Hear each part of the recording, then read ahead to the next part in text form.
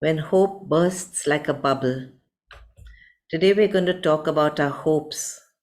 Everyone has hopes, little ones and big ones. What is your main hope in your life today? What do you hope for? Maybe that I have many friends who will always be with me, or that I will do well in my studies and finally become a good doctor or a teacher, or that my business will grow and do well, or that I meet the perfect husband who will care for me always. Pause the video and share with each other. All these things that we have shared are good things, but sometimes our hopes are not realized. I remember a young and glowing bride, she was really a very happy bride, saying to me, I don't want anything from God except that my husband is kept safe. Her husband was a pilot in the Air Force, and my friend used to pray a novena daily for his safety. But one day her hope, like a bubble, burst. She got news that her husband's plane had exploded, killing him instantaneously. How do we feel when our hopes are destroyed? Do we feel sad and discouraged? Let down by God, our life is ended? Do we lose our faith in Him altogether? In today's Gospel, two followers of Jesus were walking along, feeling very sad and disappointed and confused. They had also had a great hope which had burst like a bubble. But there is a happy ending to the story. That's because someone came and met them on the way. Let's read about it. A reading from the Gospel of St. Luke.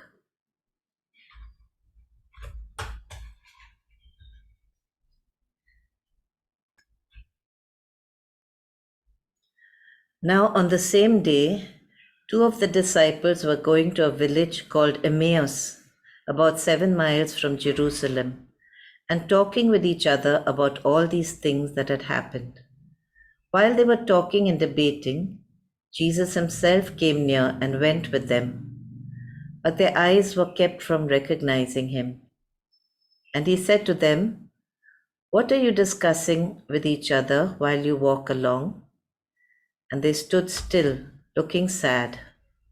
Now we'll answer a few questions as we go along.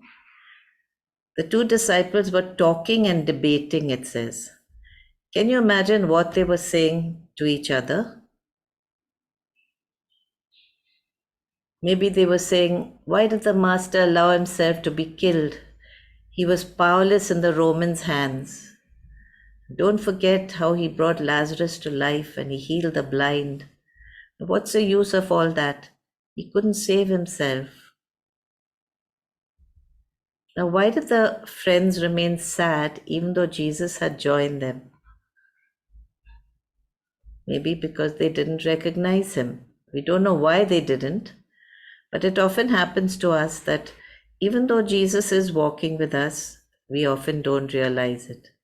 And even when he's talking to us, we don't hear what he's saying. Let's continue. Then one of them, whose name was Cleopas, answered him, Are you the only stranger in Jerusalem who does not know the things that have taken place there in these days?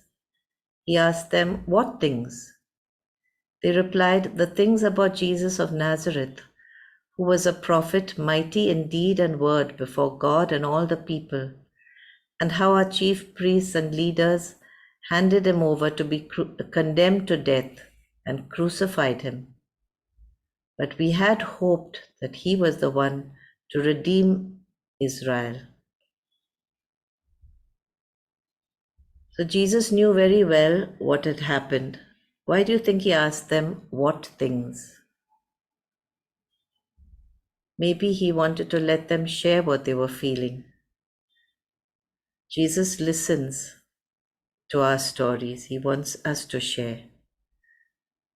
What was the hope that the two disciples had before Jesus died? They mentioned it just now.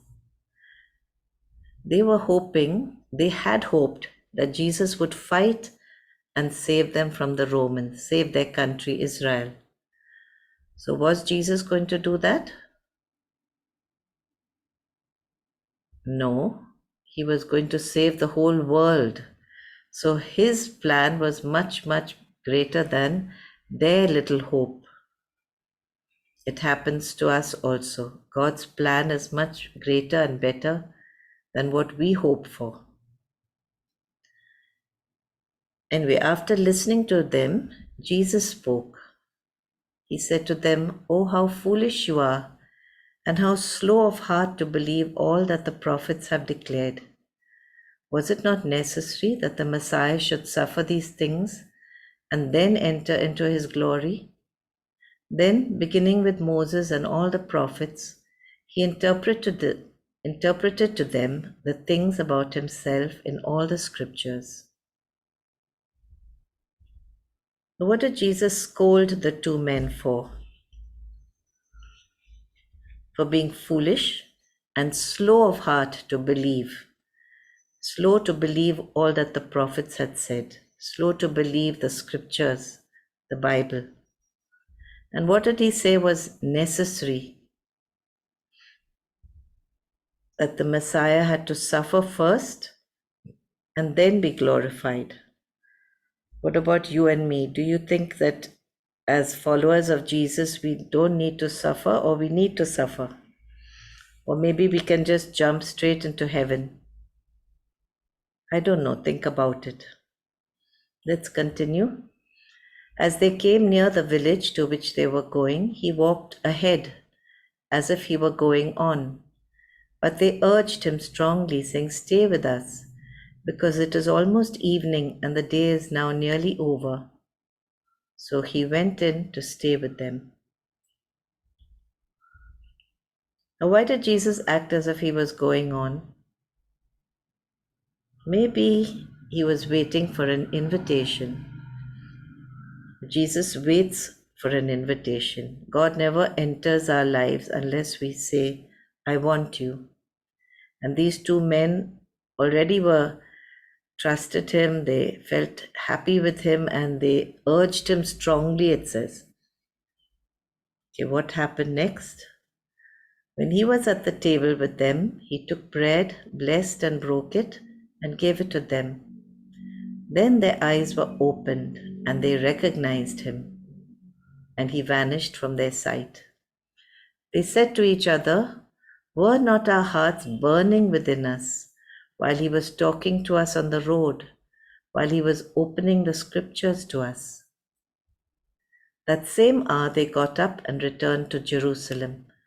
And they found the 11 and their companions gathered together. They were saying, "The Lord has risen indeed, and he has appeared to Simon." Then they told what had happened on the road and how he had been made known to them in the breaking of the bread. The word of the Lord. So just one last question. What change did you see in the disciples now compared to when they started out? What was different about them? They were different, weren't they? Now they had a new hope. Though one hope had been destroyed, they had a better hope. And they had met Jesus. Now they changed their direction. First they were going away from the other disciples, and now they came back. They went back to Jerusalem, and they shared their good news. What about us? Jesus understands our feelings when our hopes are destroyed. He knows how we feel. He knows that we feel alone. He felt like that on the cross, didn't he? When he cried out from the psalm, "Why have you forsaken me?" But Jesus comes to meet us. He's ready to listen to us and to talk to us and give us a new hope. I've often quoted from Gabriella Bossi's diary.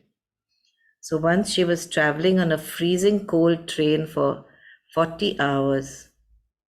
She may have been grumbling in her mind.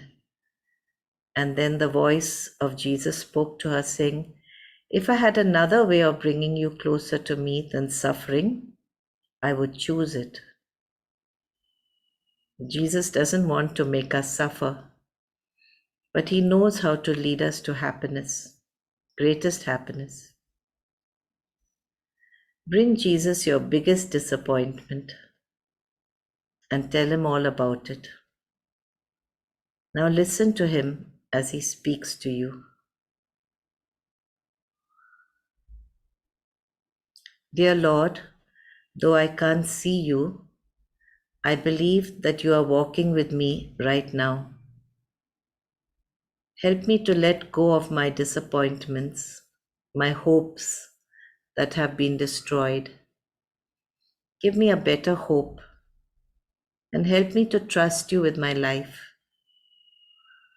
Help me to meet you in your word, to read your word every day, so that I may understand, and so that I may live a joyful life. Amen. Bye for now, and remember, Jesus is traveling with you.